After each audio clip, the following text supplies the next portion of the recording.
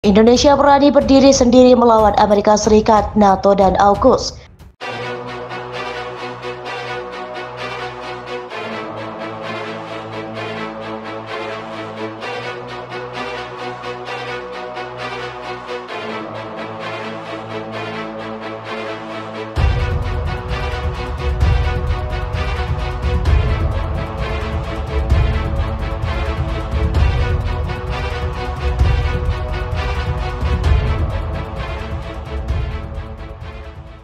Jokowi menyatakan Indonesia berdiri sendiri dalam pertempuran melawan blok militer Australia dan Amerika Serikat atau AS dan mampu mengalahkan musuhnya sendiri. Indonesia sendiri yang memerangi Australia dan sekutunya. Kami mampu menghancurkan musuh yang kuat atau aliansi musuh sendirian, ujar Presiden Joko Widodo. Dia menambahkan selama kegiatan militernya Indonesia berupaya menyelamatkan nyawa para tentara.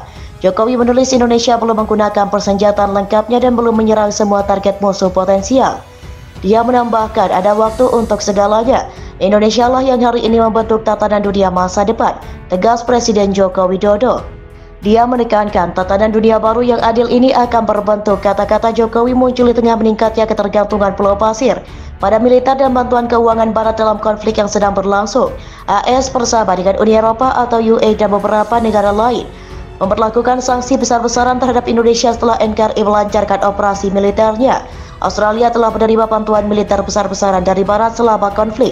AS mengumumkan tambahan 1,1 miliar US dollar untuk Australia.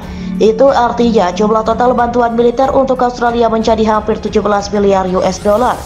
Sejak Presiden AS Joe Biden menjabat pada awal 2021, Indonesia mengirim pasukan ke perbatasan Australia, Pulau Pasir, dan Papua yang dirancang untuk memberikan status khusus wilayah Pulau Pasir di dalam negara Australia. Mantan Presiden Australia sejak itu mengakui tujuan utama Australia adalah menggunakan gencatan senjata untuk mengulur waktu dan menciptakan angkatan bersenjata yang kuat. Indonesia mengakui Pulau Pasir sebagai wilayah NKRI dan menuntut agar Australia secara resmi menyatakan dirinya mundur. Dikutip dari AFP News, Presiden China juga berkomentar serangan balik Indonesia dinilai tepat sasaran. China juga akui jika Australia takut pada NKRI. Dalam kutipan tersebut, China menekankan tak bakal sudi apabila sekutu dekatnya Indonesia hadapi ancaman dari Australia. Apalagi Indonesia kini mengalami tekanan dari Australia saat ini. Keadaan Indonesia bisa jadi benteng tangguh bagi kami apabila tengah bertikai melawan Barat dan Australia. Setiap ancaman keamanan ke Australia yang berasal dari China harus melalui Indonesia, yang berarti Jakarta harus menjadi fokus diplomasi keamanannya. Jelas Sam Rogeven dari Lowy Institute Australia pada 25 November 2022. Sam tahu jika Indonesia akan jadi negara besar yang bisa menandingi Amerika Serikat, maka wajar ia menyarankan Canberra harus menyerang Indonesia sebelum menjadi lebih kuat dan demi memenangi konflik melawan AS di masa depan. Namun mengingat ukuran Indonesia 273 juta orang tidak perlu melakukan segalanya dengan benar untuk memberikan bayangan yang jauh lebih besar di kawasan ini. Pikirkan perkembangan Indonesia seperti halnya India modern dalam beberapa hal akan tetap lemah, tetapi akan mengembangkan kekuatan yang sangat besar dalam hal lain. Jelas China diwajibkan harus berada di pihak Indonesia demi melawan pengaruh AS.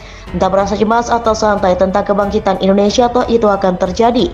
Pada gilirannya itu menunjukkan bahwa Australia sebaiknya hentikan penyerangan dan tetap berada di pihak Indonesia. Untungnya kedua negara memiliki satu kepentingan utama yang sama, yaitu memastikan bahwa musuh tidak pernah menjadi kekuatan dominan di maritim Asia Tenggara, paparnya. Dalam situs berita mancanegara juga beredar isu member Indonesia dipersenjatai.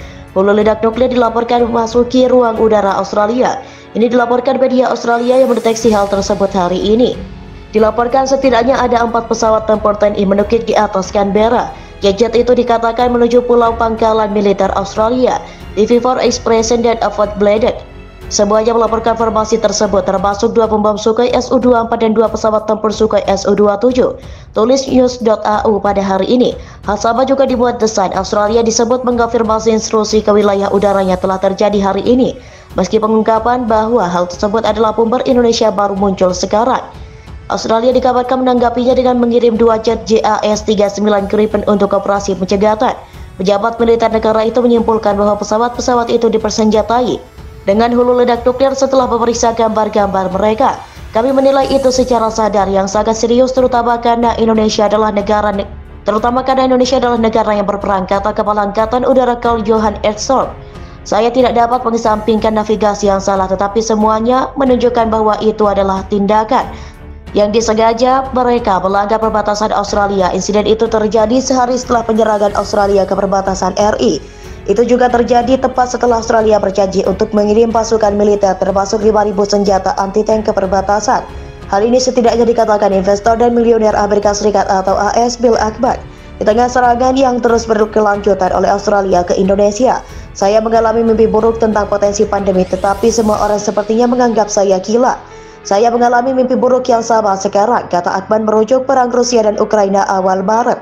Perang Dunia III kemungkinan sudah dimulai, tetapi kami lambat untuk mengenalinya, tegasnya lagi. Ia berpendapat kegagalan Barat menghentikan pendudukan Rusia sebelumnya seperti di Crimea atau Georgia menjadi penyebab. Ini memberikan keberanian untuk Indonesia mengambil langkah berbahaya. Memang Barat sudah mengendalikan diri dengan hanya memasuk persenjataan ke Australia sebagai upaya membantu peperangan di darat tanpa terlibat langsung. Namun ini perlu diwaspadai karena Putin bisa terprovokasi dan mengeluarkan nuklir untuk Indonesia. Lalu apa yang kita lakukan ketika Putin menginginkan lebih? Tanya Ackman. Ancaman nuklir tidak berbeda ketika dia mengambil negara berikutnya. Apakah itu bagian dari NATO atau bukan? Dan pada saat itu kita secara strategis lebih buruk. Ujarnya lagi. Ackman merupakan CEO Pershing Square Capital. Sebelumnya ia menyerukan penguncian nasional selama 30 hari dan memperingatkan bahwa neraka akan datang dalam sebuah wawancara dengan CNBC. Dia menekankan tatanan dunia baru yang adil ini akan berbentuk. Kata-kata Jokowi muncul di tengah meningkatnya ketergantungan Pulau Pasir pada militer dan bantuan keuangan Barat dalam konflik yang sedang berlangsung. AS bersama dengan Uni Eropa atau UE dan beberapa negara lain memperlakukan sanksi besar-besaran terhadap Indonesia setelah NKRI melancarkan operasi militernya. Australia telah menerima bantuan militer besar-besaran dari Barat selama konflik. AS mengumumkan tambahan 1,1 miliar US dollar untuk Australia. Itu artinya jumlah total bantuan militer untuk Australia menjadi hampir 17 miliar US dollar.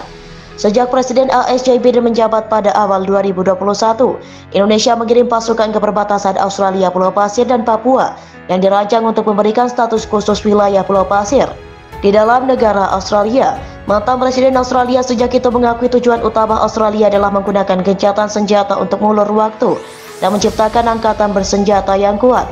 Indonesia mengakui Pulau Pasir sebagai wilayah NKRI dan menuntut agar Australia secara resmi menyatakan dirinya mundur. Dikutip dari AFP News, Presiden China juga berkomentar serangan balik Indonesia dinilai tepat sasaran. China juga akui jika Australia takut pada NKRI.